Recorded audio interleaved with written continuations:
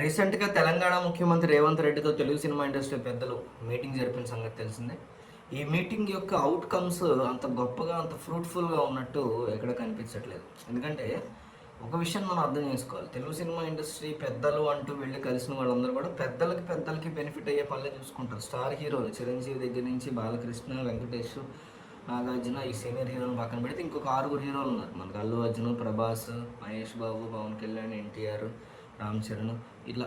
So ఈ 6+4 10 మందికి లేదా మహా అయితే ఇంకో ఇద్దరు 12 మంది హీరోలకి వీళ్ళకి ఎందుకు కొన్ని ప్రొడక్షన్ హౌస్లు ఉంటాయి. వీళ్ళ చుట్టూ తిరిగే ప్రొడక్షన్ హౌస్లో ఒక 15 ఉంటాయి. వీళ్ళకి మాత్రమే బెనిఫిట్ అయ్యేలా వీళ్ళు మాట్లాడుకుంటారు తప్ప నిజంగా తెలుగు సినిమా ఖ్యాతిని పెంచడానికో, తెలుగు సినిమాలో టాలెంట్ ఉండి కూడా పైకి రాలేకపోతున్న దర్శకులు, నటులు, నిర్మాతల్లాగా కొంతమంది రావాలనుకుంటారు. కొంత క్రియేటివ్గా కూడా ఉంటారు ప్రొడ్యూసర్లు.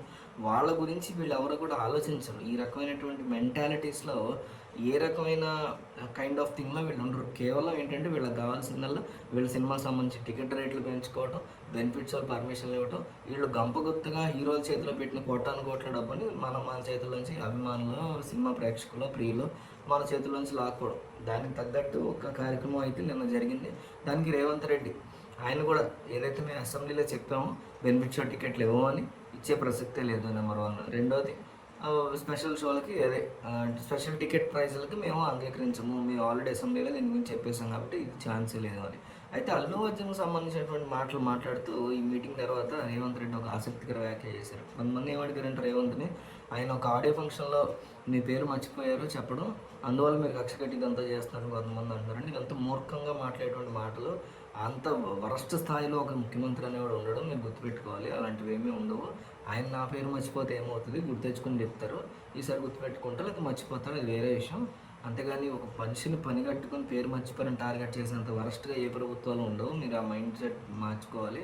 ఇది కేవలం ప్రతిపక్షాలు కావాలని చేసేటువంటి కొన్ని పిచ్చివాగుడు మాటలు తప్ప దీన్ని మీరు సీరియస్గా తీసుకోవాల్సిన అవసరం లేదు అంటూ రేవంత్ స్ట్రాంగ్ కౌంటర్ ఇచ్చారు. దానికి అల్లు అరవింద్ చాలా సంతోషపడ్డారు. ఇన్నాళ్ళు కూడా ఆయన కూడా ఒక పక్క కంగారు, రేవంత్ రెడ్డి అన్న పేరు మర్చిపోయాడు కాబట్టి అల్లు అర్జున్ అందువల్ల ఈ రకంగా ట్రీట్ చేస్తున్నారు తన కొడుకుని అది కంగారు పడ్డారు. కానీ అదేమీ లేదు అని అల్లు అరవింద్ చాలా స్పష్టంగా చెప్పడంతో కాస్తంత ఊపిరి పీల్చుకున్నట్టు అయింది అల్లు అరవింద్కి.